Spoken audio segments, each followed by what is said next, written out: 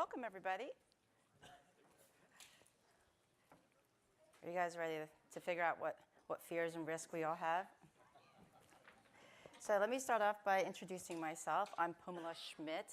Yes, that's a very long name to say. I'm also known as Exchange Goddess. Actually, some people just call me Exchange Goddess because they don't know what my real name is or they can't say it. So I kind of want to level set everybody before I get into my talk. So you have an understanding of where I came from and my background. So I'm not just somebody up here that works for Microsoft that's telling you how to run your IT department. So I actually started out as a sysadmin about 15 years ago, give or take. And I worked on Exchange. I did PC technician. I set up computers, crawled under desks, racked and stacked servers.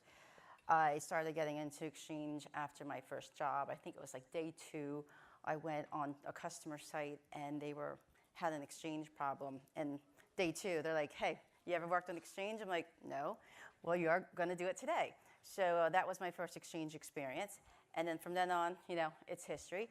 I started working at a medical company, and they hired me to be their Exchange admin, and I did migrations, AD migrations, and I also started doing virtualization.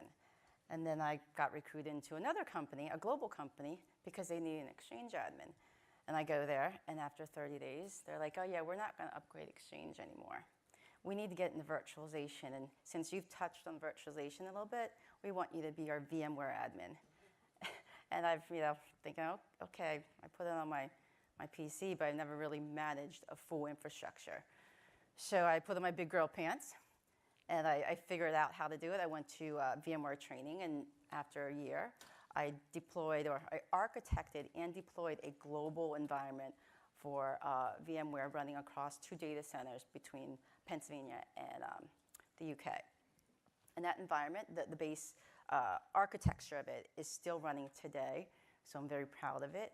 I did it literally by myself. I started out with 16 hosts running on NetApp Flylers, and it was absolutely crazy. And we migrated P2V'd 60 servers in 30 days. It was absolutely intense, but it was a goal that we had to get done by the end of the year. And I'm like, I can do it. I don't like failure. We need to get through the project. So I did that. And then next thing you know, I get recruited into another healthcare company. And that was where I have been since 2 months ago. And there I manage Exchange, Skype for Business, Polycom video services, and also faxing, lots and lots of faxing, because faxing is still huge today in the medical industry. So that is my history. And then 2 months ago, actually Sunday, 2 months, I joined Microsoft. So now I'm here. And we are going to talk about letting go of fear and taking risk in an ever-changing IT landscape. So it's not 1996 anymore. Obviously, you can tell we're in 2018, and the technologies back then are no longer around. I've got 3 kids, so when I show my kids these pictures of these phones, they're like, what's that? What kind of phone is that? Or when you mention the Commodore 64, they're like, oh, is that like a really slow computer? I'm like, yeah, back then in the day it was pretty fast though. Oh, and the floppy drives. I'm sure we've all had floppy drives. My kids have no idea what those are. And your voicemail. Remember those little tapes? Do you guys remember like recording music off the radio because we couldn't download music at the time, and you'd wait for the radio to come on and hit the record button?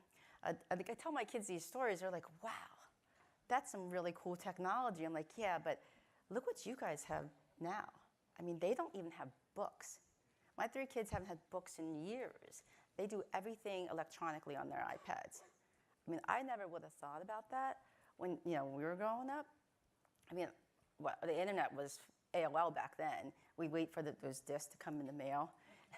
And everyone's giggling because, we all collected them. And if somebody, our dial-up internet, and if somebody picked up the phone, and you'd scream from the basement, get off the phone, I'm on the internet. That was our technology. Now, our kids, they'll never see that. For them, it's like technology is part of their life. Their iPhones, their iPods, music. If they want something, they just click on it. It downloads. It's magic. It's somewhere out there. It's just it's instant for them. But for us, we've seen technology evolve. I mean, technology is the fastest changing industry there is. It's just absolutely amazing. But what really kills me, though, is enterprises are probably the slowest to adopt change. And I know people are like, oh, no, we change all the time. I'm like, no, we're pretty slow. From my history of working in IT, yes, we like change, and we don't like change. We love to see shiny new gadgets. When there's a new iPhone out there, who stays up late at night, to order the next iPhone? I'm sure a lot of you did, like, a week or two ago. You guys stayed up so you can order your phone. But think about this. So those new, I'd say there's new hardware coming out, new laptops. Are you guys ready to jump on that and deploy it to your environment? Probably not. What about, ordering new switches for your data center just because the new ones came out? No one's going to jump on that? What about the latest version of whatever, Adobe or, I don't know, or Office, if you're not running Office 365 and you're still on the MSI installer, you're less likely to jump on that new version. Exchange, for instance. When a CU comes out, who installs it right away? Well, not you. You're a consultant. But for enterprises, we sit on it. We think, okay, I'm not sure if I really want to do this yet. Or just even Windows updates. Who's still running Windows 7? So is there a reason why you're still running Windows 7? Because it's coming end of life soon. Exactly. But that's one reason. But why application compatibility? Individual business units won't change. Because of why? Fear? You're afraid you're going to break something, something's not going to work, right?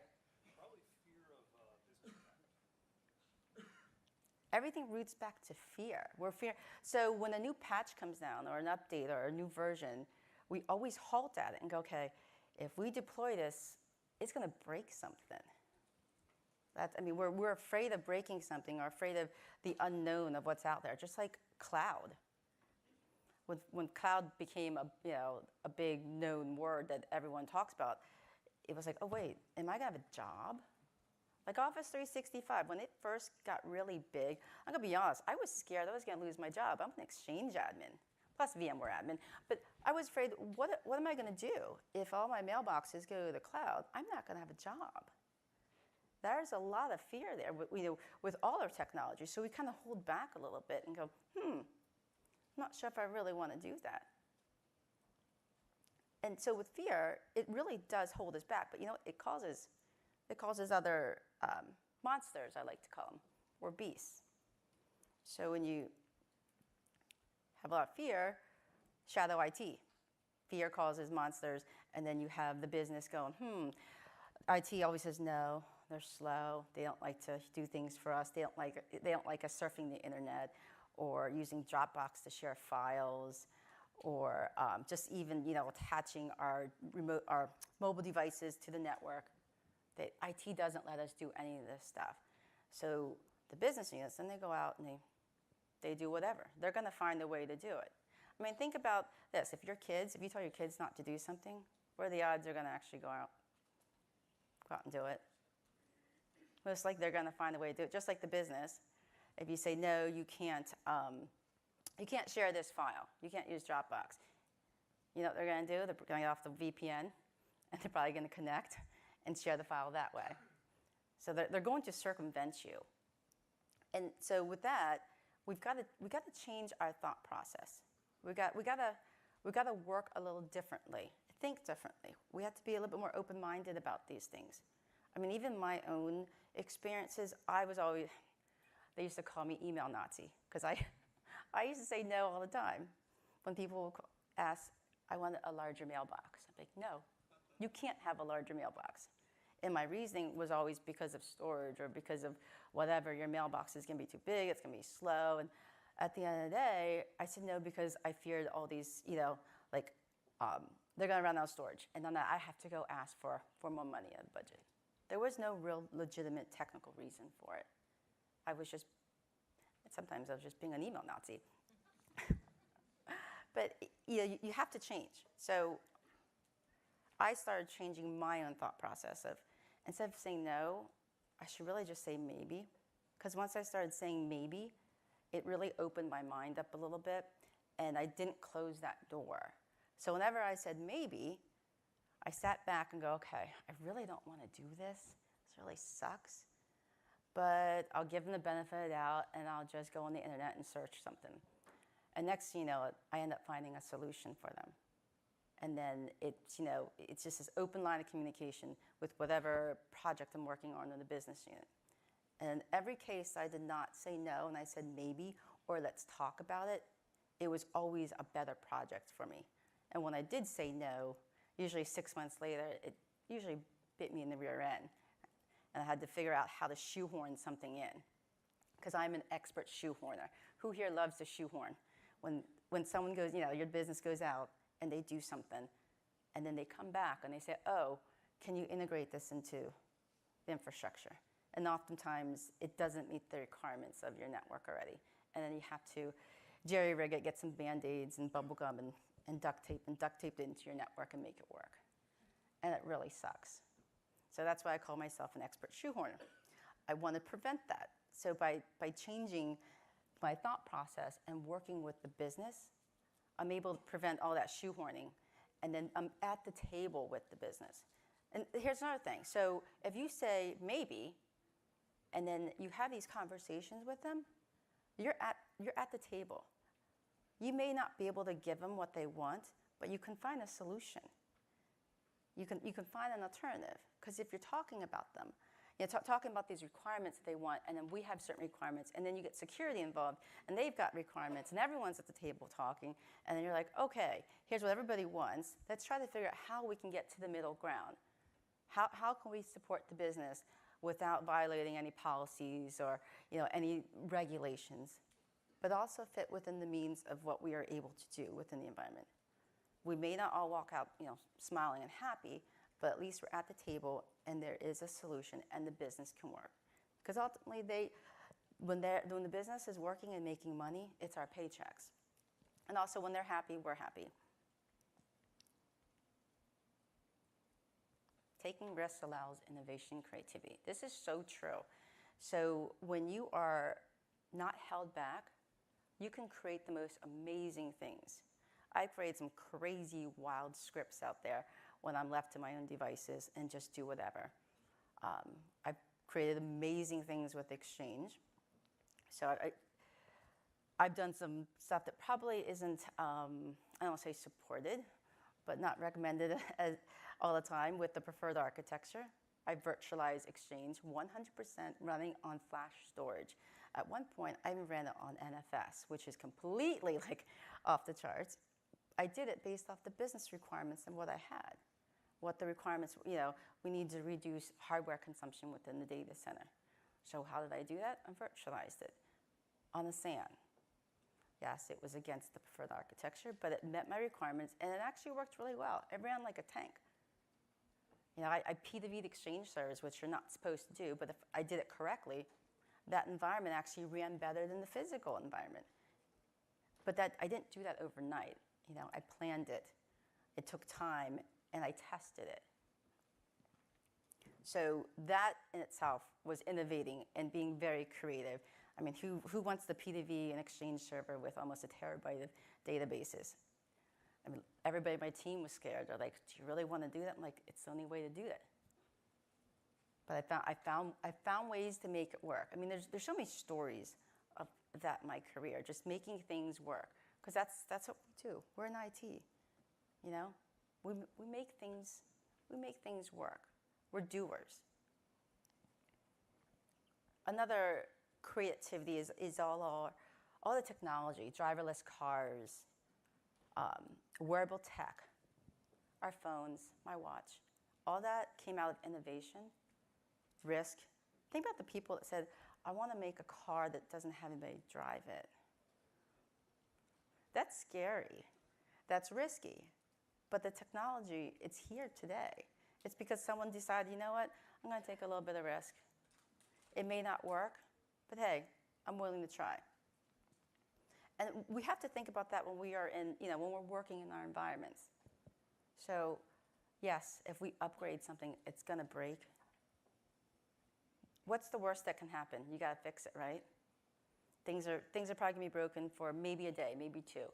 But at the end of the day, aren't we all IT professionals? Don't we all make things work? At some point, you're fixing something. You're always going to make it work. We're miracle makers. How often have you guys not fixed something? Yes, it really sucks that we have to, spend hours and hours trying to troubleshoot and find the solution, but we're always going to fix it. This is my favorite slide. Think about the guy sitting in that meeting going, I want to make a movie about tornadoes full of sharks. It's silly, but think about that. A little bit of risk, right? But the producer and director going, do I really want to invest in this guy? He is out of his mind. Who's going to watch a movie about tornadoes full of sharks in the Midwest? I don't think I would. But that guy, yeah. Everybody in that room that said yes, they're laughing at the bank because I don't even know how many Sharknado movies there are. I mean, what's the last count? Like 4, 5? Yeah. Somebody's making money. Risk, fear. Very scary, right?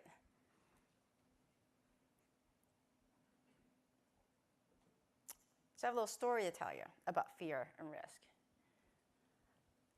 This is a story that I was told when I was about 19 years old. And it's actually a story that I look to almost every day.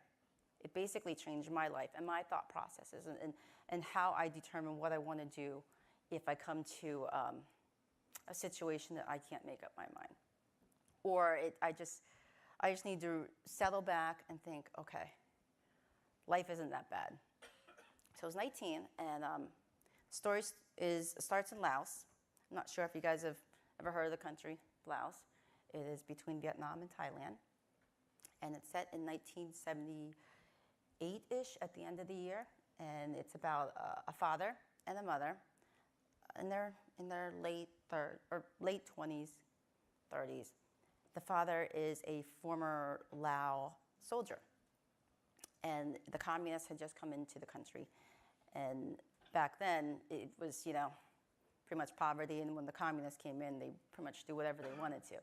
If they didn't like the way you looked or you were part of the military, they would just come by and either behead you or shoot you.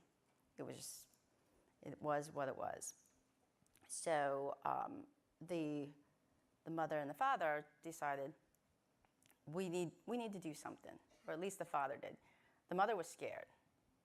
Father's like, I don't want to live this life. So in December of 1978, he said, I'm going to go find a way to get us out of here. Because we have 2 young kids. One was about 2.5, 3, the other was about a year old. Do we want our kids to grow up in this type of life? So he left his wife in early December and said, I'm going to go find what we can do to get out of here. And he disappeared for about 3 weeks. And the mother thought, okay, he's gone. I haven't heard from him. He's probably dead somewhere in the jungle. And 3 weeks later, he comes back out of the blue and says, okay, I found a way for us to get out, but we need to leave like right now. There's no dilly-dallying. Let's pack up. Let's go. And fortunately, all her siblings were at school, except for one, her younger brother. He played hooky. But so he said, can I come along? And the father's like, sure, but we got to go. And his mother-in-law was there. And he said, we're going to be leaving.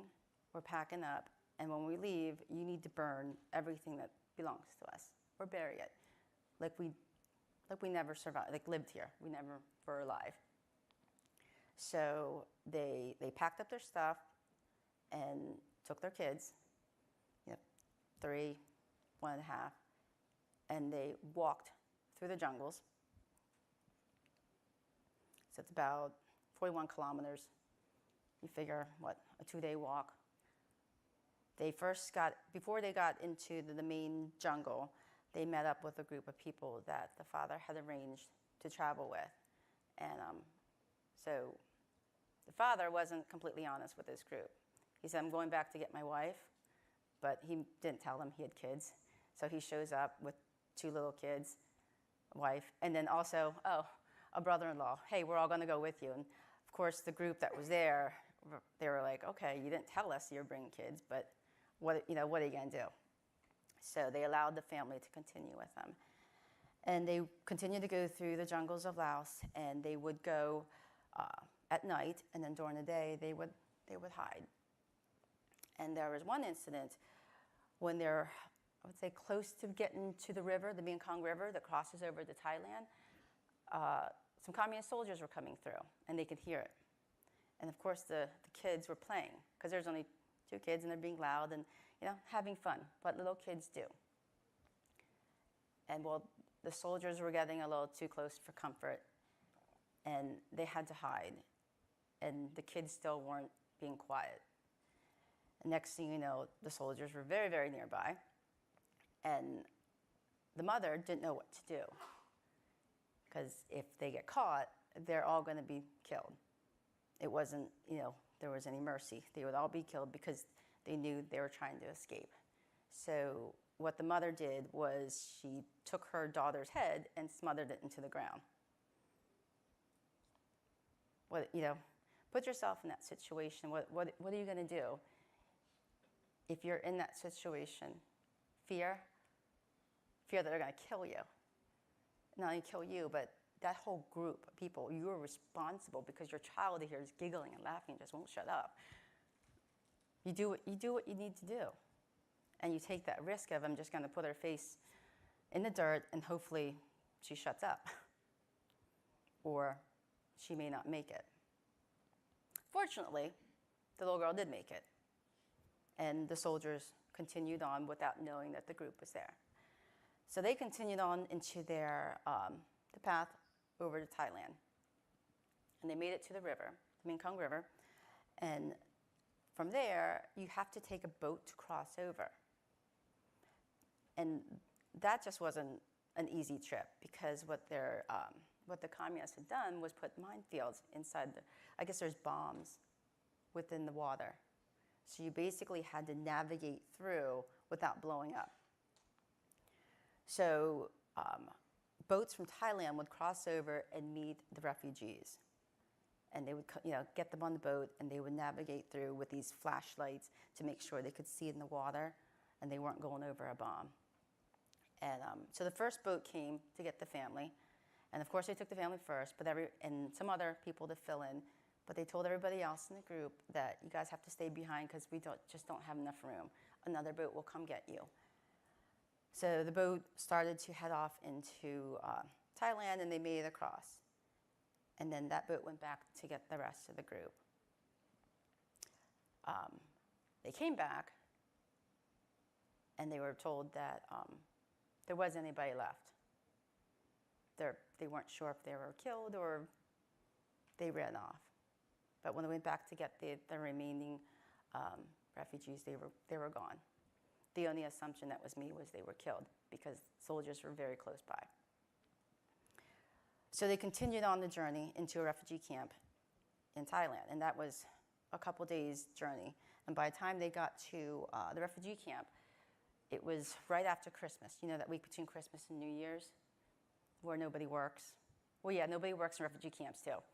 So they get there, and they were told, oh, the registration is closed. You guys have to wait till New Year's to get registered in the camp. So they made a little shack outside in front of the door and waited for several days until after New Year's, because everyone has to celebrate New Year's.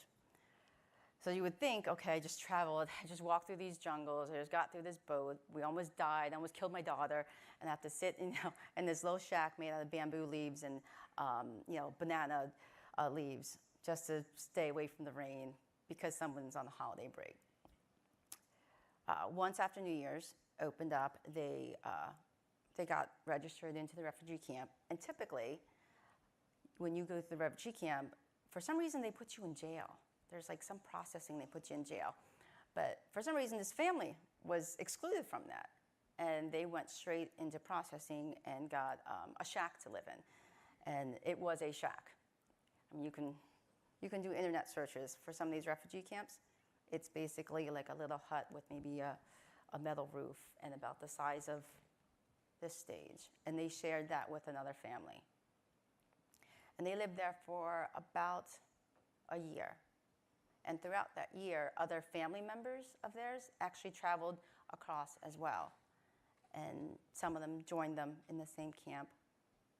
And they made, friends. And so their little shack was actually shared by their cousin, the father's, I guess, second cousin.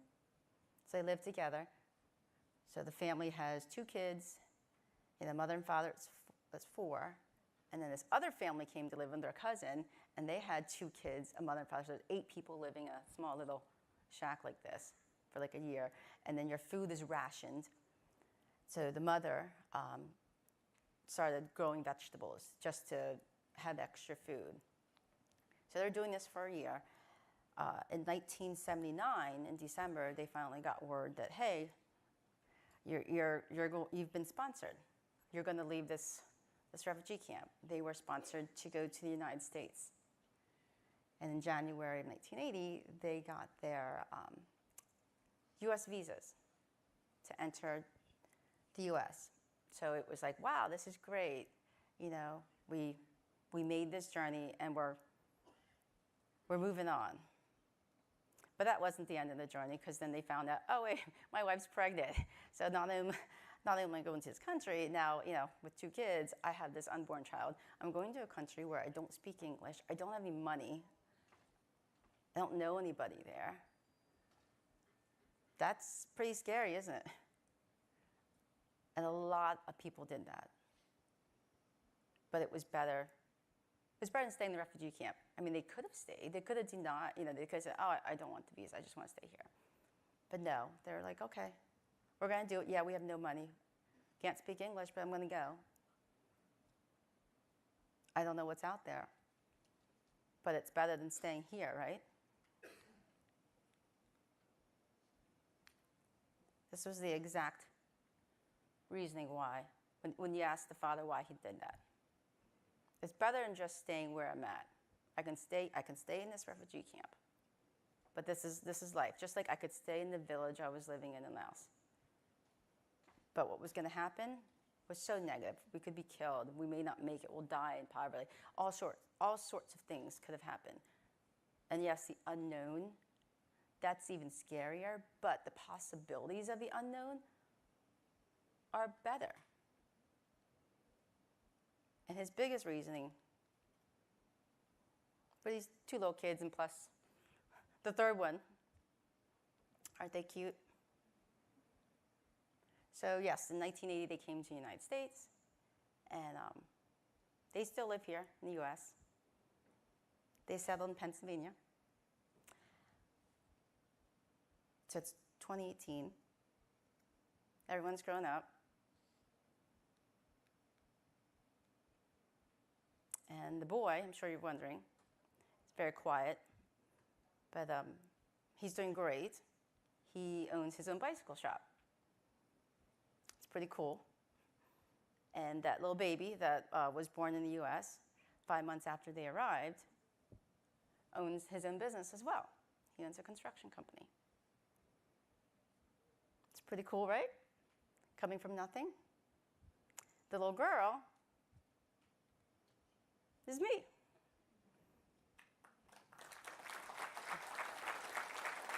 So it's not my story. It's my parents' story of their fears and all the risks that they took for something completely unknown. I mean, who would have known that I'd be standing here working for Microsoft? My brothers and I mean, we're living the American dream because someone said, okay, I have to do something. Because life is always changing. It really is. You never know what's going to be out there. If we would have stayed, I most likely would not be here. I'd probably be dead. I probably would have starved. My parents probably would have been killed. Yeah.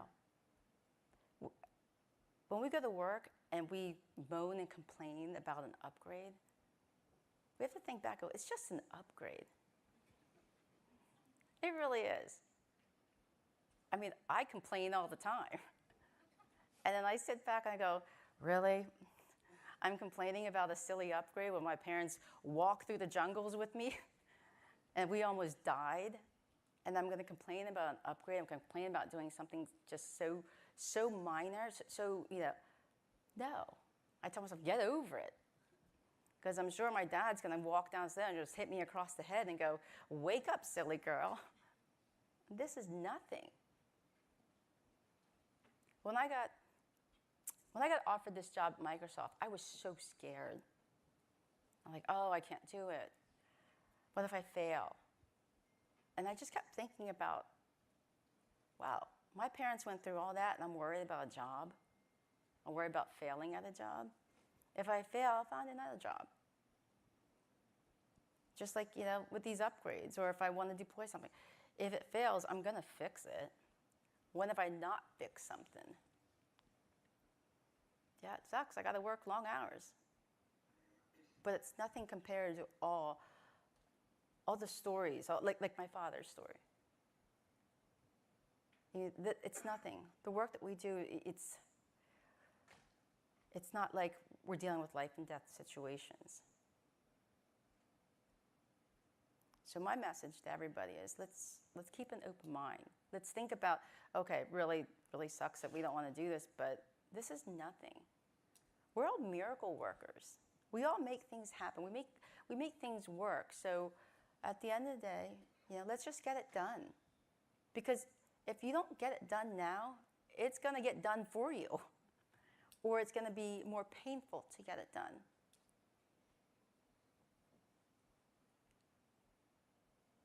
So the message is just be fearless.